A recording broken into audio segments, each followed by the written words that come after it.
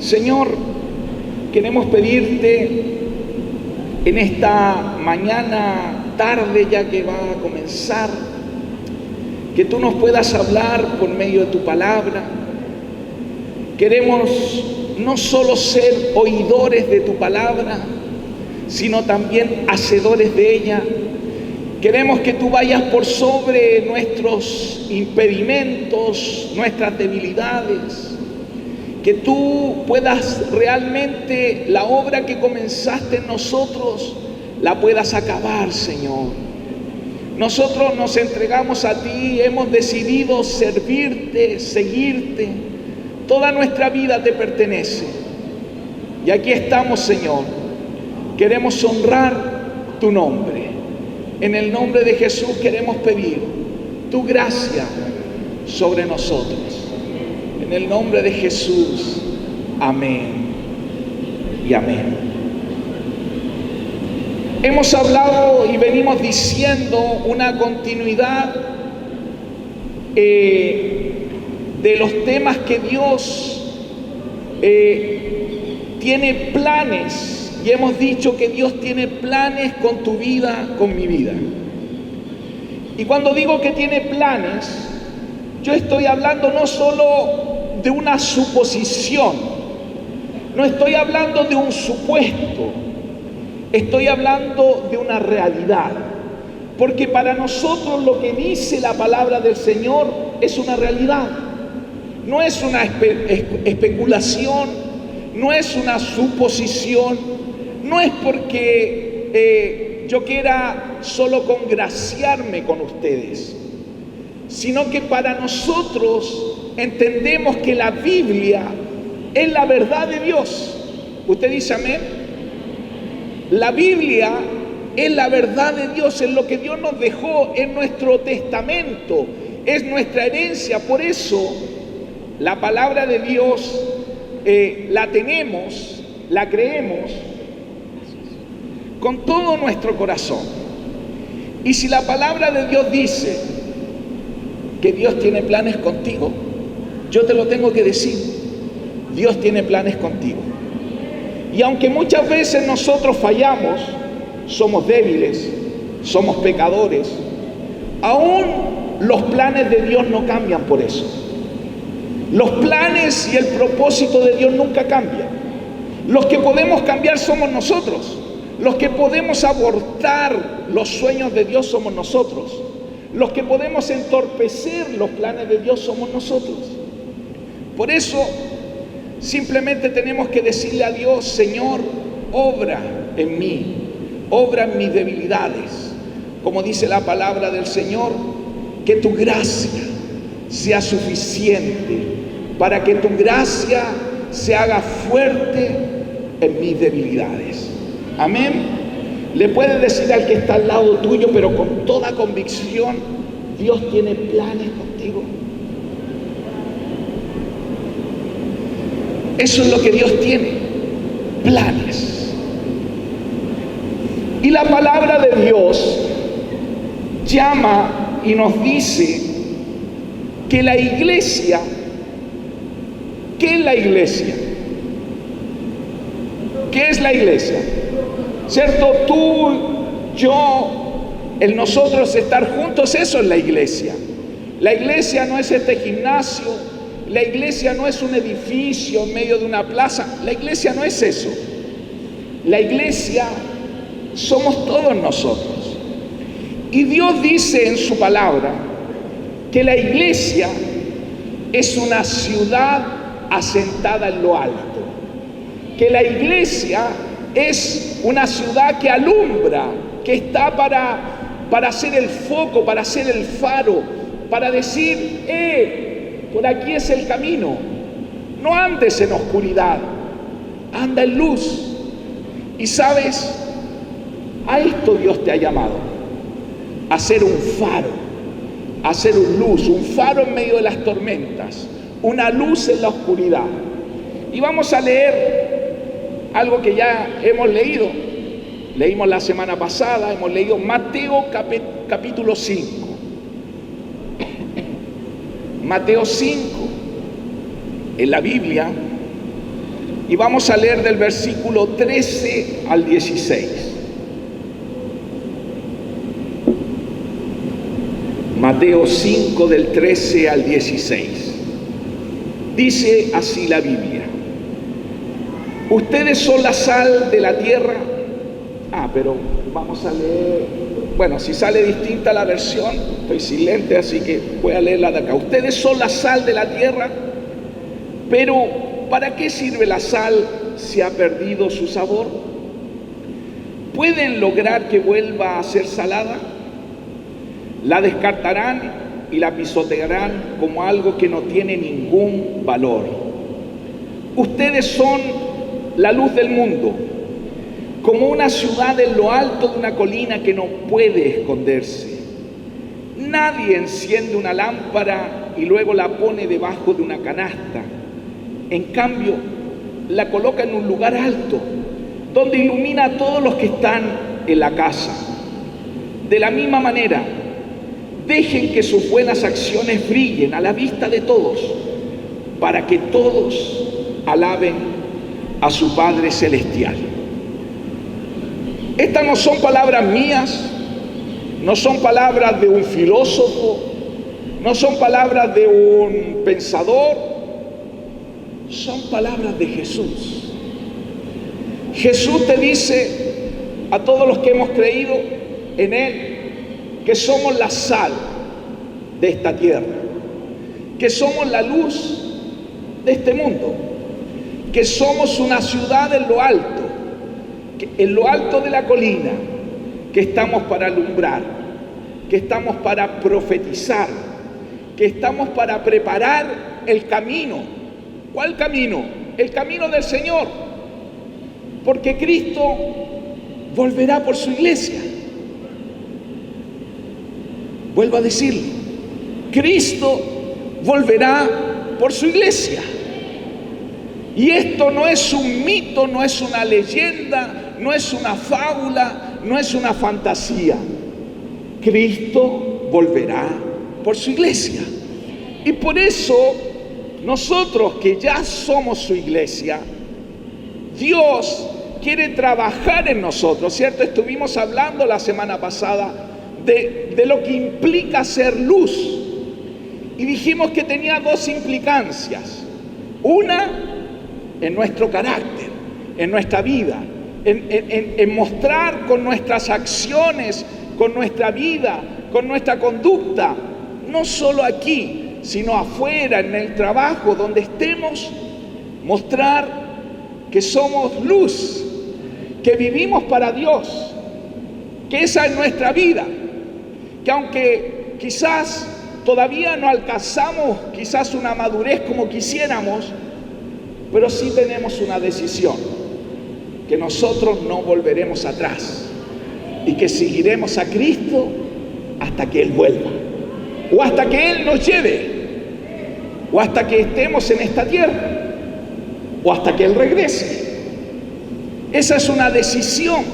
Entonces, esa es la primera implicancia que dijimos la semana pasada, que significa ser luz. Y la segunda, que significa ser luz, es también iluminar, es mostrar esta luz a otros. Por eso nosotros decimos que somos y debemos ser esta iglesia profética.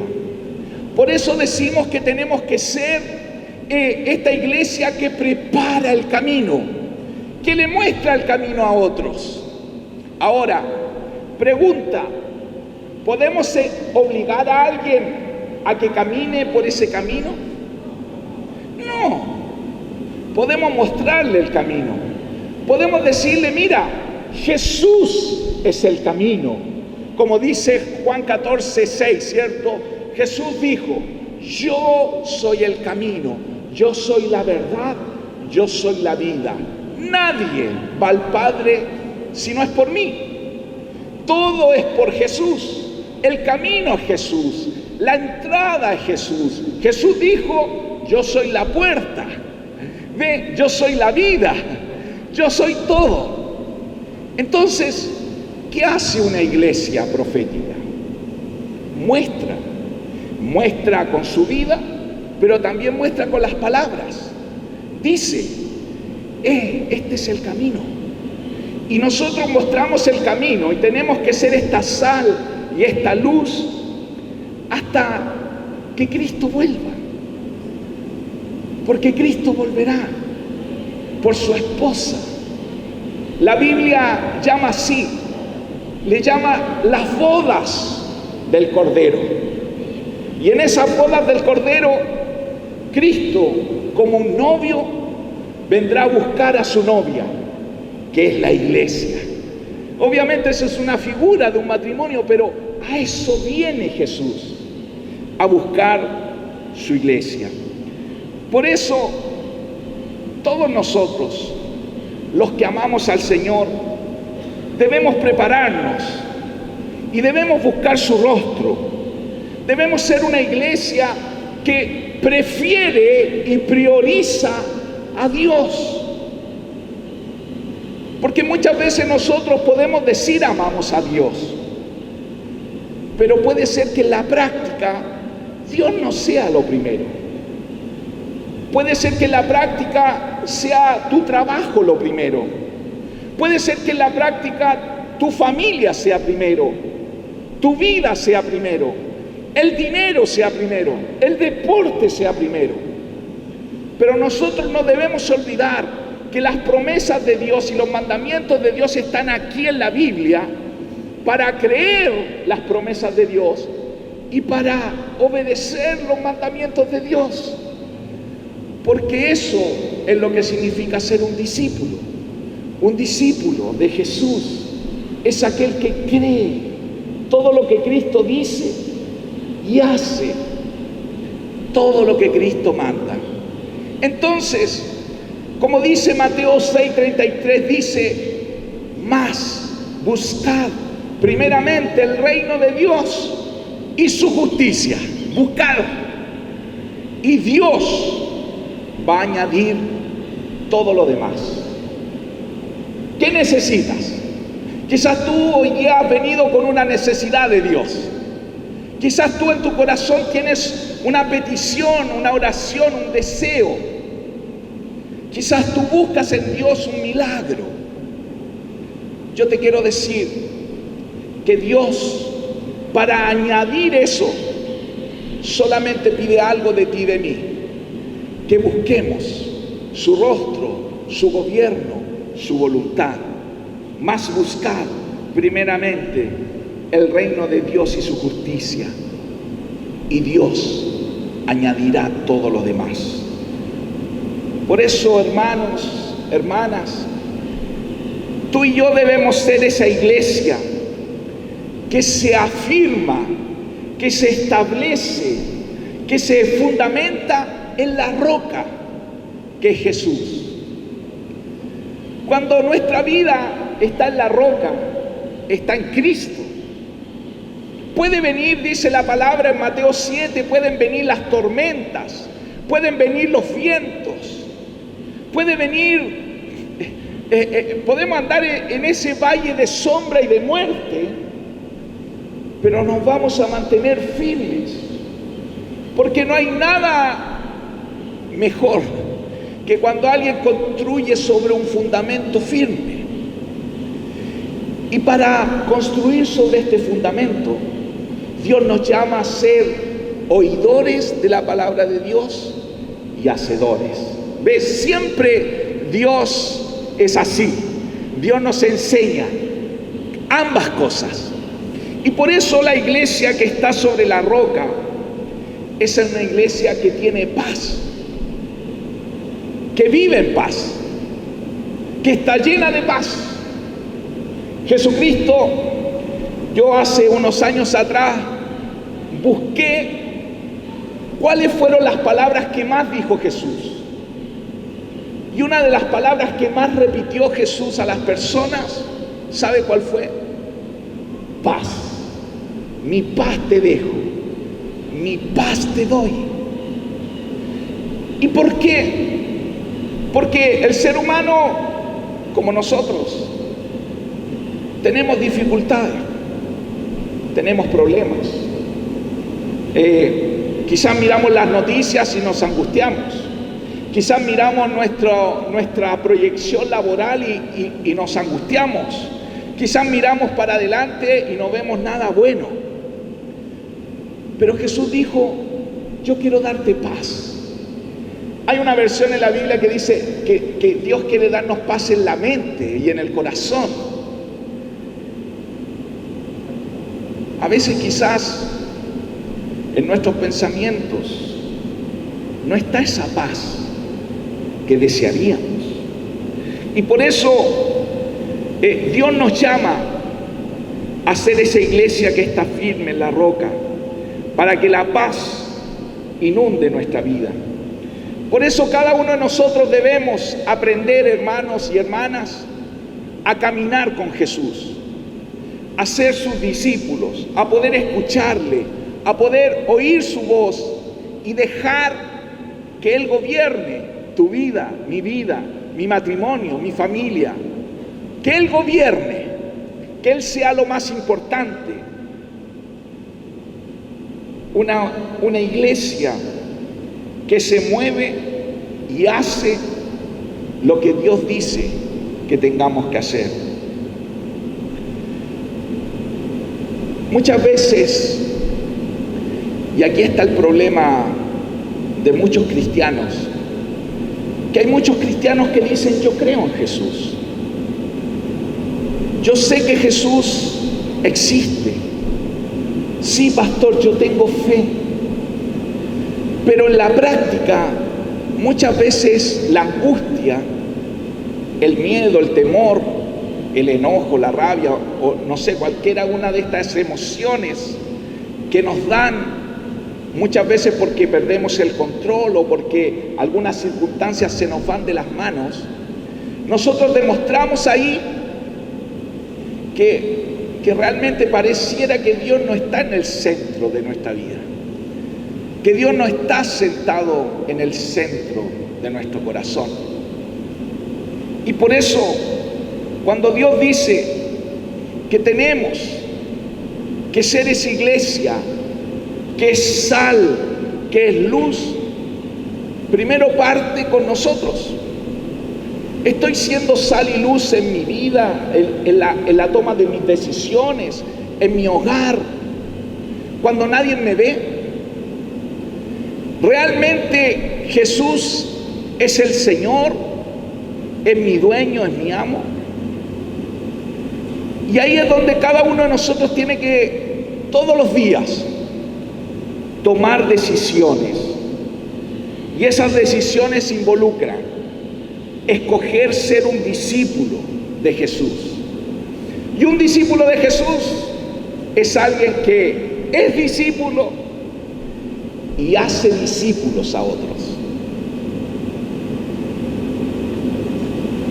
Y aquí es donde va mi pregunta, sobre todo para los hermanos que son de la iglesia. Hoy quizás tenemos visitas. No sé si mi esposa saludó ya a las visitas. Pero a los que ya son hermanos, la semana pasada hablábamos de lo que implica ser luz. ¿A cuántos hoy día o en esta semana podríamos decir, tú le mostraste el camino, tú le alumbraste, tú le dijiste, Jesús quiere traer paz a tu vida? Porque si somos prácticos, de eso significa ser cristiano. Significa que lo que escuchamos debemos ponerlo en práctica. Porque si no lo ponemos en práctica, usted va a venir domingo tras domingo y va a escuchar un sermón tras sermón. Ahora, yo por eso siento un llamado de Dios a muchas veces repetir y repetir y repetir. ¿Por qué Dios me lleva a repetir? Porque muchas veces lo que escuchamos se nos olvida. Y se nos olvida porque no entendemos que Dios quiere que no solo oigamos, sino que practiquemos. No seamos como el pastor Gatica, ¿cierto? Que predica y no practica. Con todo respeto, le puedes decir a alguien que está a tu lado, no seas el hermano Gatica. Y perdón si hay alguien de apellido Gatica aquí. No es mi sentido ofender. Pero eso es lo que Jesús nos llama. Por eso la palabra de Dios dice que tenemos un propósito. Y ese propósito es ser esta ciudad asentada en lo alto de la colina, que alumbra, que muestra. Y a veces uno dice, pero ¿qué voy a mostrar, pastor? Si yo estoy lleno de problemas, si en mi vida hay puras dificultades. Y es ahí donde debemos pedirle a Dios que haga un milagro. Porque el plan de Dios es que hagamos discípulos. Como dice en Mateo 28, del 18 al 20. Mateo 28, del 18 al 20, dice, Jesús se acercó entonces a ellos y les dijo, toda potestad me ha sido dada en el cielo y en la tierra. Por tanto, id y haced discípulos a todas las naciones, bautizándolos en el nombre del Padre, del Hijo y del Espíritu Santo, enseñándoles todas las cosas que yo os he mandado. Y he aquí, yo estoy con ustedes todos los días hasta el fin del mundo. Hablábamos la semana pasada que en estos versículos hay mandamientos y hay promesas. Hay dos promesas claves. Dios dice, todo poder me ha sido dado, dice Dios. Dice Jesús, yo tengo todo el poder. Y la segunda promesa, yo estaré con ustedes todos los días hasta el fin del mundo. Pero hay una condición. ¿Y cuál es esa condición?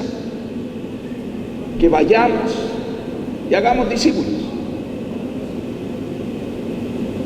Hay cristianos que a veces me dicen, pastor, yo no siento a Dios. ¿Por qué parece que Dios no está conmigo? Pastor, ¿por qué usted no ora mejor? Porque parece que a usted le escucha más Dios. Y no es que Dios tiene favoritos, no es que Dios va a escuchar a uno más que otro. Entiendo que sí, en el acuerdo, sí tenemos que orar unos por otros, sí tenemos que bendecirnos. Pero no es que Dios escucha a unos más que otros. Y no es que hay ¿cómo se llama?, hijos predilectos o privilegiados. Lo que Dios dice es que Él estará contigo y conmigo cuando estemos haciendo discípulos, cuando estemos mostrando la luz, cuando mostremos el camino, cuando estemos anunciando sus buenas noticias, cuando estemos viviendo su verdad y mostrando y ayudando a otros. Por eso, obviamente, ser un cristiano es responder a ese llamado, a esa misericordia, a esa invitación que Dios nos hace en Cristo. Eso es ser un cristiano.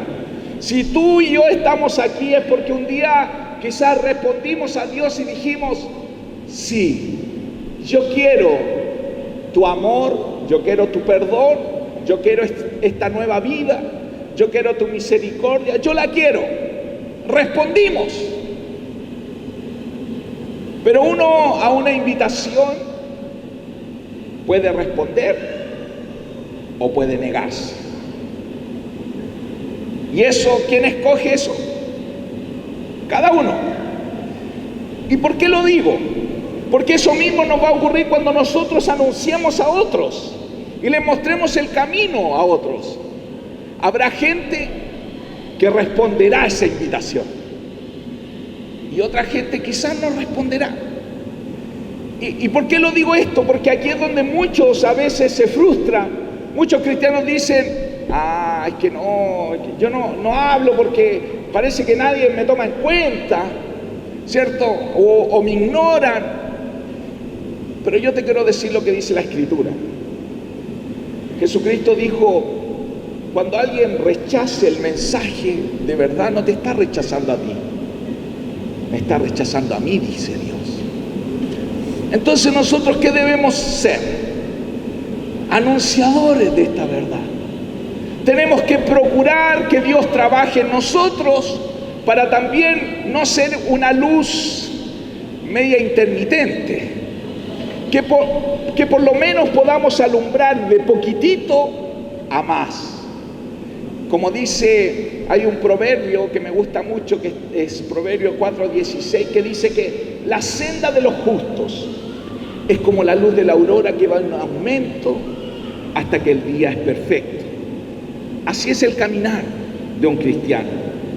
Por eso, al seguir a Cristo, Él cambia y transforma nuestra mente, nuestros deseos, nuestra voluntad, nuestras relaciones y nuestra razón suprema de vivir.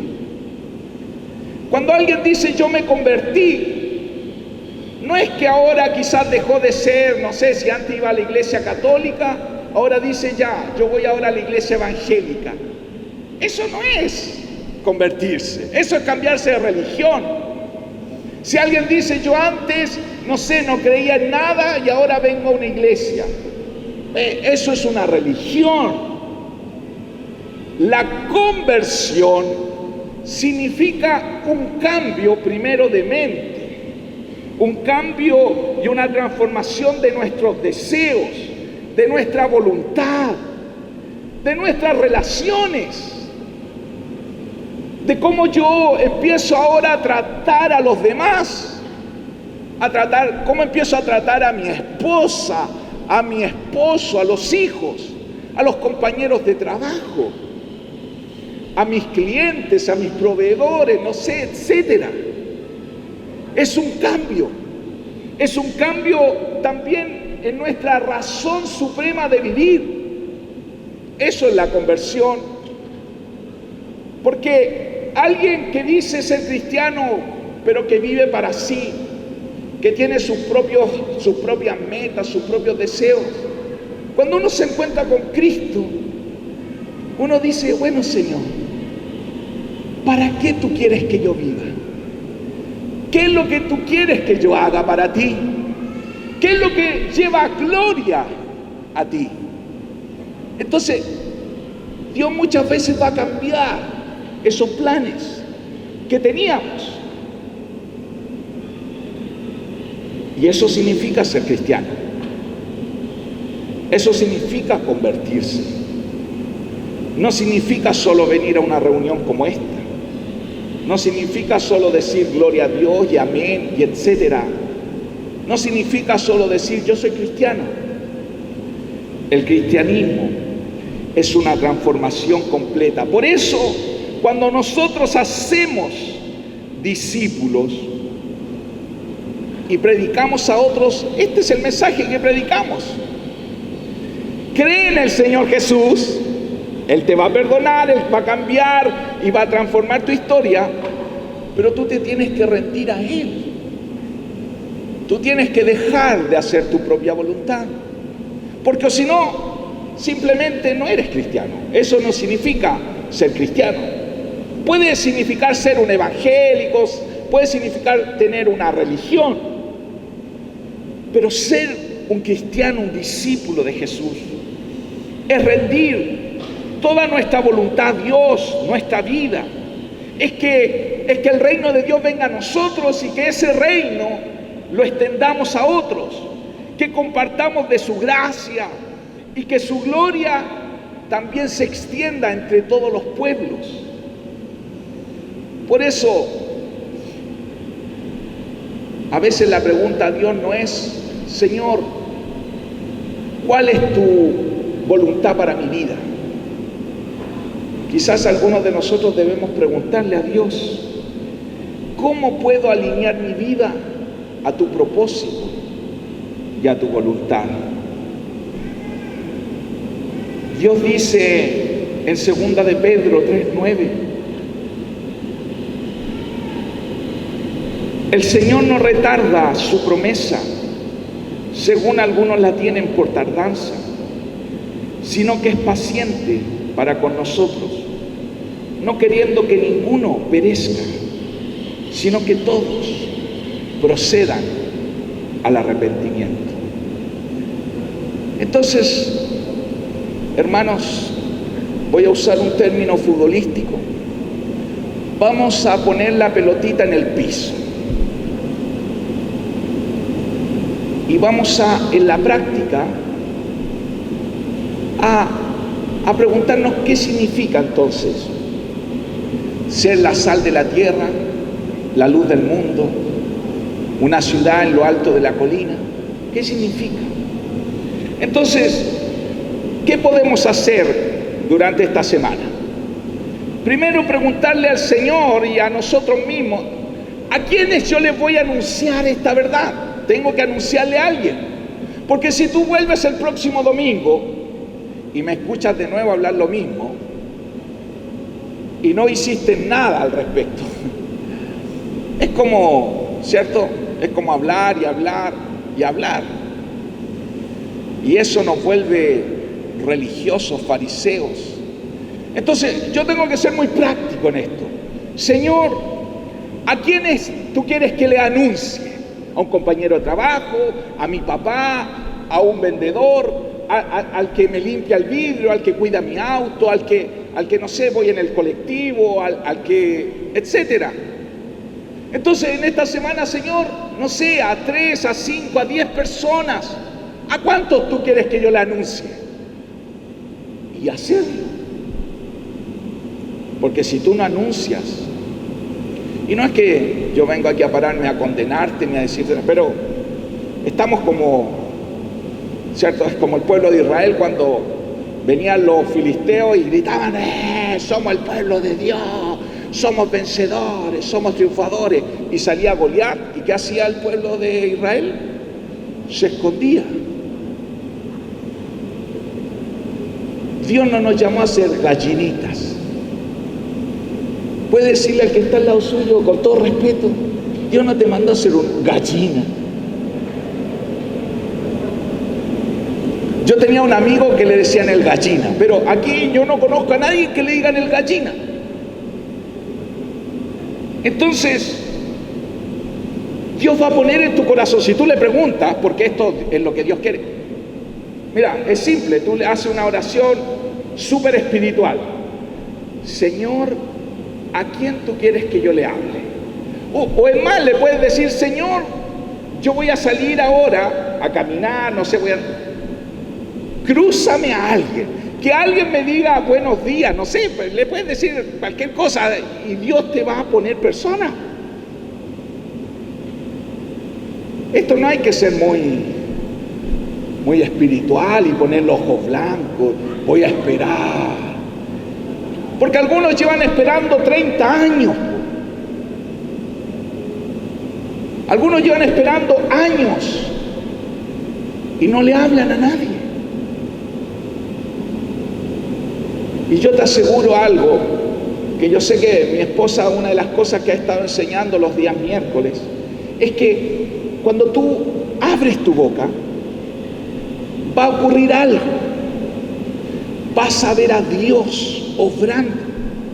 Van a haber personas que van a reaccionar quizás mal, y eso también es un obrar de Dios, porque la luz, cuando contrarresta las tinieblas, ahí hay un conflicto muchas veces. Pero también vas a ver obrar a Dios a través de ti. Cuando tú le digas a alguien, ¿puedo orar por ti? Dios te va a usar. Yo no sé si tú quieres eso, pero eso no ocurre sentado como estamos. Tú estás hoy día escuchando y quizás le dices, yo quiero un milagro, pero estáis sentados y estáis pensando, ¿a qué hora termina el pastor? Tengo hambre, quiero irme a la casa, tengo frío. Entonces, tú estás sentado hoy día, ¿sabes para qué? para escuchar la palabra de Dios y para decir, bien, ahora tomo esto, me entreno en esto y ahora salgo. Y puede ser que el otro domingo todos ustedes digan, pastor, yo tengo un testimonio que contar de lo que me ocurrió. Y quizás la otra semana ni predicamos, simplemente contando los testimonios vamos a dar pura gloria a Dios. Pero ¿por qué a veces nuestras reuniones a veces se transforman en tan monótonas, para no decir fome? Porque nadie cuenta nada de lo que le ocurrió. ¿Y por qué no contamos nada? Porque no hemos hablado. Entonces la primera pregunta en la práctica es, ¿a quiénes, Señor? ¿A quiénes? Lo segundo, ¿cómo, Señor? ¿Cómo tú quieres que lo haga, Señor? No sé, a lo mejor tú quieres que mande WhatsApp. Pero algunos de ustedes solo mandan WhatsApp puros stickers, ¿cierto? Stickers, hay hartos stickers chistosos. Y a veces uno se comunica con los stickers, ¿cierto? O a veces entre nosotros no, pero nos tapamos a versículos bíblicos. Pero, ¿y a otras personas que no son cristianas? ¿Le mandas palabras? Porque eso es. O le manda un mensaje. Yo sé que muchas veces uno se expone, pero bueno, expongámonos. Pues si Dios te está guiando a esto, hazlo por redes sociales, o estés atento a las oportunidades que Dios te va a mostrar. Quizás de repente va a ir a comprar. Y a veces a todos nosotros cuando vamos, o a mí, cuando voy a comprar y me tengo que hacer una fila, yo solo estoy pensando, oye, que se apure la fila, estoy atrasado. Pero a veces Dios permite que tú estés en una fila, ¿sabe para qué? Para que le digas o al que está delante o al que está atrás, mira, Dios tiene buenas noticias para ti.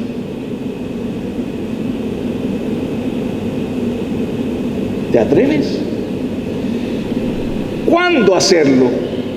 Hoy mismo, mañana, pasado, todos los días. Y a veces no tenemos que esperar que Dios nos muestre así.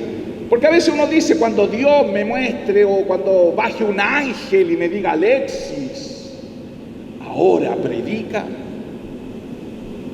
A veces, y sobre todo lo digo a los jóvenes que están acá, a veces los jóvenes quieren que Dios muestre cosas, pero Dios no va a mostrar cosas hasta que tú no hagas, no estés ahí, no vayas. Eso es lo que Dios quiere. Y a los que somos adultos también. Entonces tenemos que ser, bueno, mi esposa es especialista en esto, nosotros la conocemos, ¿cierto? Aquí está Connie, cuando ella siempre no hay oportunidad, ella no espera que Dios le hable, ella sabe que Dios ya lo dijo. Entonces, ella es una verdadera sastre, yo le digo. ¿Y sabe por qué? Porque nos da punta sin hilo. Entonces, donde va a hablar. Y a veces nosotros tenemos que esperarla. Yo a veces, para ser franco, también a veces pongo cara. Pero está haciendo la obra de Dios, pues. Y yo estoy pecando ahí, pues. Entonces, el cuándo debe ser siempre. Y el por qué es porque Dios, por su gracia, primero nos amó y nos ha dado esta gran comisión, este gran encargo de ser sus embajadores aquí en la tierra, de ser esa iglesia que muestra el camino, de ser la luz, la sal, la ciudad asentada en lo alto. ¿Quieres hacerlo? ¿Te atreves a tomar este desafío? Si yo la próxima semana te preguntara, ¿vas a responder? Bueno, no quiero ponerte en aprieto porque tú a lo mejor vas a decir, esta otra semana no iré al culto porque no lo hice, entonces me va a preguntar el pastor. Pero esto en realidad no tiene que ver conmigo. Esto no tiene que ver para que la iglesia o la congregación nuestra crezca. Esto no tiene que ver con eso. Esto tiene que ver con el corazón de Dios, con el deseo de Dios. Cuánto Dios nos ama, pero no solo a nosotros, sino a todos. Ponte en pie.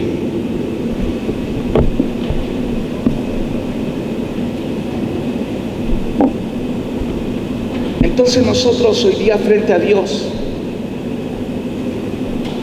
tenemos que decirle: Dios, aquí estoy. Dios, esta semana tú me encomendaste algo.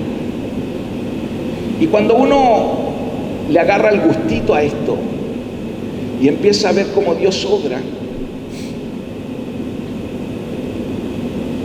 no para. Pero a algunos de nosotros quizás nos va a costar, porque los rodamientos están medio oxidados. Es como cuando alguien ha dejado varios tiempos de jugar y se pone a jugar fútbol. No la para bien, se le van los goles, se le van los penales, o regala los penales. Ese es lo mejor. Para no hacer daño, para no frustrar. Pero cierto, pasa o no, cuando uno quiere correr y no ha corrido durante mucho tiempo, ¿qué vienen? Las lesiones. Entonces, ¿qué es lo que tiene que hacer uno? Despacito. Si usted nunca ha corrido o ha dejado de correr, tiene que empezar primero a caminar para después correr. Y quizás esta semana solo usted tiene que decir, atreverse. Quizás usted va a llegar la otra semana y va a decir: pero no pasó nada. Pero si esto no es por el que pasó nada, pero no hay mayor gratificación cuando uno dice: yo estoy obedeciendo a papá, yo estoy obedeciendo a Dios.